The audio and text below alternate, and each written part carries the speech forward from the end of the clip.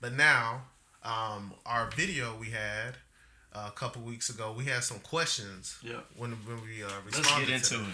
it. Yeah, Devin is ready, so let me pull up the questions for you guys. So, first question that was commented on one of our videos, and this is from Cash Monies. Shout out Cash Monies. That's my guy.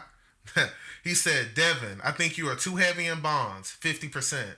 At your age, retirement horizon, you could take more risk. Even people at retirement age, 60 plus, won't have 50% bonds until a few years before retirement. Great content. I Yeah. respond on your behalf. Right. I'll leave my comment out. I want you to attack that. All right, cool. What do you have to say?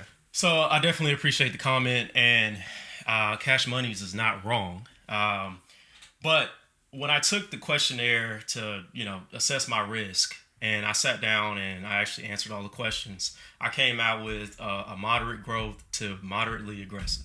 So with that approach, I definitely don't want to leave money sitting in a high yielding savings account. Yeah. And so I put 50% in stocks because I do want to have that aggression, right? And I also have the 50% in the bonds because I don't want to, lose any value in my money. So, like Chris said, I want to hedge the inflation and I also want to sustain my value. Coming from where we come from, a lot of times it's like you want to sustain what you worked hard for. And so we have developed a different opinion on risk. And so I definitely, I'm not a risky guy when it comes to that on my real Fidelity portfolio. But in my portfolio compiled together, all of my accounts, I would say my stocks to bond ratio is more 80-20. Okay. Okay, that's what's up. But yeah, good comment. All right, so let's see. Yeah, again, great comment, Cash Money. Shout out. All right, so the second question I got, it was like, it was Young Equity Chris. Should I pay off my car note before purchasing a house? So I'm going to answer this question in multiple ways. Okay. On the surface, it asks, should I pay off my car note before purchasing a house? I would say yes. Okay. But it depends. But it depends. So how much money do you owe on that car?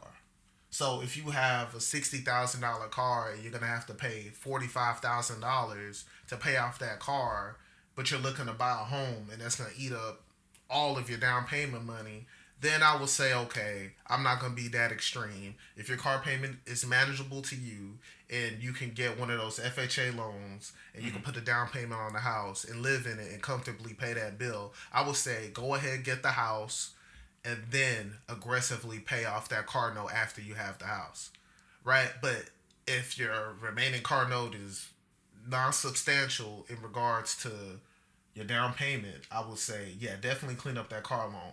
But I'll also say too, though, I mean, if I owe $45,000 on a car, I'm probably still not trying to buy a house because that's just too much consumer debt. I mean, I'm just being honest. I'm probably not doing that. I'm probably giving that car back so I could live my dream and buy my house.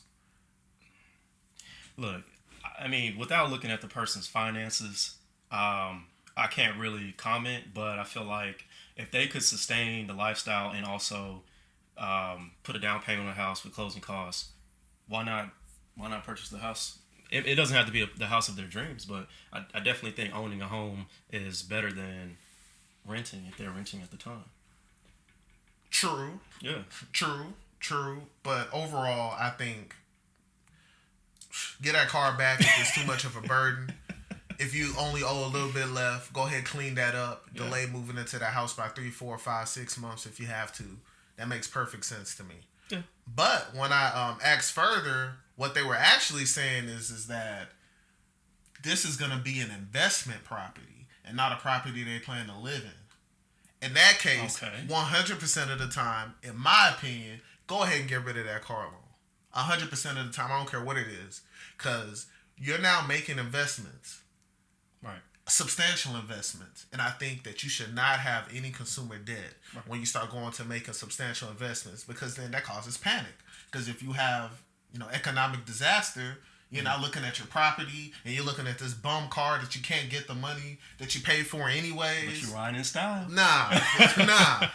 So go ahead, either get rid of that car or pay off that car. Then you start investing into real estate. 100%. If you don't live in your house already, if you don't own a home, do not get into real estate. Period. So you should definitely own a house before you actually have investment properties. I don't know if that's the case for this person, but for sure, either give the car back, downgrade, or whatever you got to do, or pay the car off. I think that's 100%. I mean, yeah, and I agree with that too. Oh, yeah. I think you should own the home you're living in before you buy an investment property. I just think you can't lose that way, right? Right. So then, real quick. Or if you're only time that you should take or have any debt to have an investment is if you were to take the debt out to, buy a property, or using debt to leverage, into. So you're talking about buying the home all cash and then doing a cash out refinance. Correct. Or a HELOC. I don't believe in debt, so I can't co-sign that. Okay. But if you got any questions about how to do that, holler at Devin on the comments below. I'm sure he'll tell you all about it. But I would say no to the cash out refinance and the HELOC because I'm anti-debt. Nah, but I mean, it's a great idea, and I know a lot of guys who are successful that do that. So right. If you're not averse to debt, then, go knock yourself out. The third question we got is, should I use autodraft? And that's autodraft from your account to pay bills. Yeah, why not? Yeah, I definitely think so. If you have a problem with, keeping up with your bills on time and paying them on time, I mean, I think it's a great tool. I use it all the time. Not because I have an issue paying the bill, it's just it does it for you, and it automatically drafts out of your account, and you don't have to worry about it. Why not? Yeah, I agree. I mean, I don't think even your financial situation should bear on that. Just period.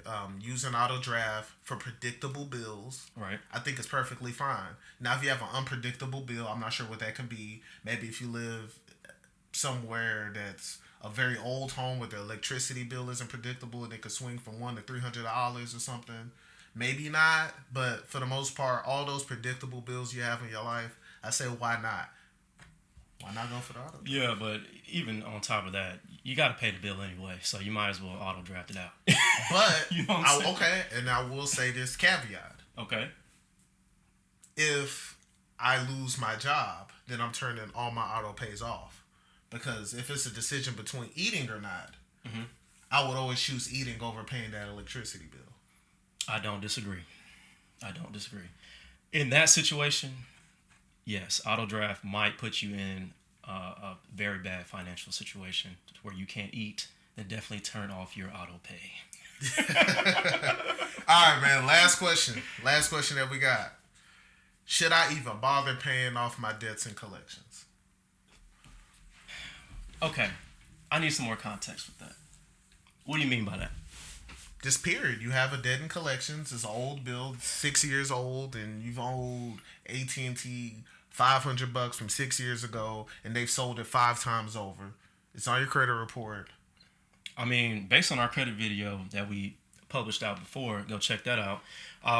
Yeah, you should definitely pay your collections. Get that off your report, And if it's been 7 years after you paid that collection, call somebody, wipe it out. I say pay that collections because likely you can pay it 20 cents on the dollar. If they want $600, you could offer them $100, and you pay them with you go get one of those prepaid debit cards, because you don't want to give any of these sleazy people access to your account. Okay. So you go get a prepaid debit card. You fill up with $100. Give them the info. You tell them before that, I want you to email me this in writing that it's paid in full if I give you this $100. You get that email, you print it out, you store it hard copy somewhere, and you keep it in your email just in case they try to pop back up later. Then after you pay that debt, then what you can do is through either yourself, you can write a letter to each of the credit bureaus, or you can use a credit repair company and they'll do it for you. Right. And I would challenge those collections. And you can challenge a lot of them because if they spell your name wrong or if they get something wrong, they'll actually take that off of your credit report. And the good thing is if you pay that debt in full and it can't be sold again because it's paid, then it's not going to pop up on your credit report again. Because if you do that strategy without paying the debt, then it's a likely possibility that they're going to sell that debt to somebody else and it's going to pop up on your credit report all over again. Bottom line, yes, pay the collection. Yes, that's the answer. I don't even know why. I mean, why wouldn't you pay the collection? To take, I mean, what is it going to go off your account in 7 years? Is that the question? Maybe people think that because that's what they hear, and it should. But when they get the reselling your debt, it pops up every time they sell it. Right. So and it starts the clock over again. Technically, it shouldn't start the clock over. It should end in 7 years, but you have to contest it. Okay. You know what I'm saying? But why would anybody want to go 7 years without having a healthy credit report? I mean, 7 years, you can't go out there and do something that you want, depending on how large that collection is. So definitely pay the collection. Yeah, no, I definitely agree, man. Well, all right, man. That's it for our questions for the week. That's it for this episode of the podcast. Thank you guys for checking us out. It's Young Equity Chris. And it's your boy, Young Equity Devin. Let's get it. Peace.